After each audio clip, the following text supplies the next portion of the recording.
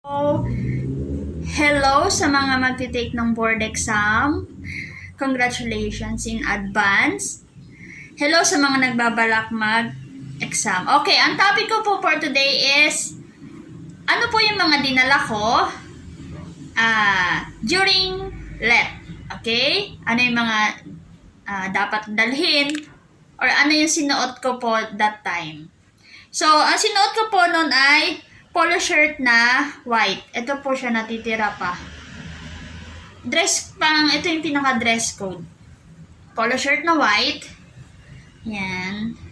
And then, yung pang-ibaba ko po ay yung pants na practice teaching ko that time. And then, ano pa ba? Dala kayo ng water. Nagdala ko ng water, nagdala ako ng prutas, katulad ng saging. Hindi pa ako nagdala ng kanin. Pero yung mga mahilig sa kanin, sige lang, kain lang. Kasi that time, kasi hindi ko ma-feel na kumain. Kasi, i-continue mo pa kasi yung test. Para binigyan lang kayo ng time na kumain.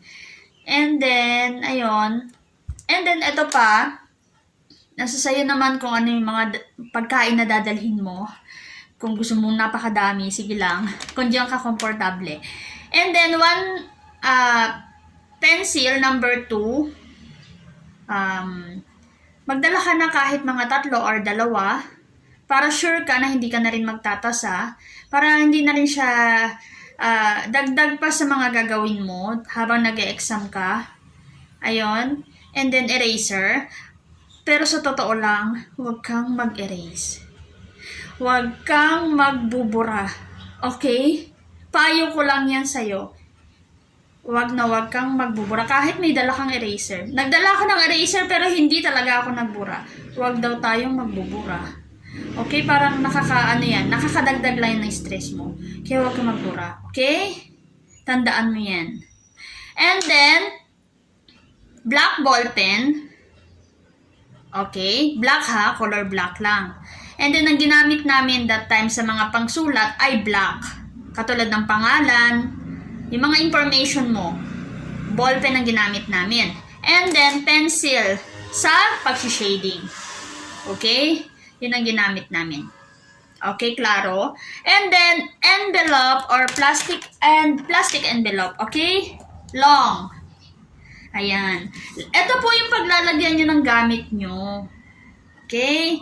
Kasi minsan para hindi na rin pakalat-kalat, dito ilalagay yung test nyo pag kayo kakain, yung pinaka-answer sheet nyo or yung pagsasagutan.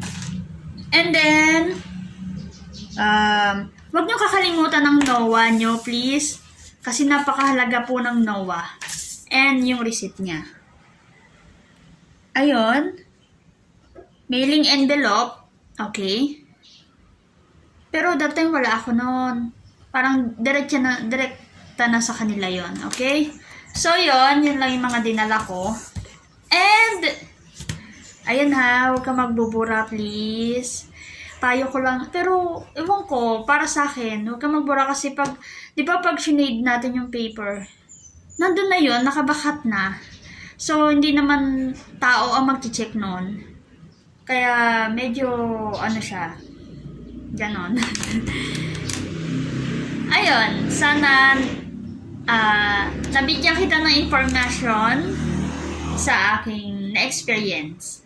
And good luck sa'yo. Kaya mo yan. Bye-bye!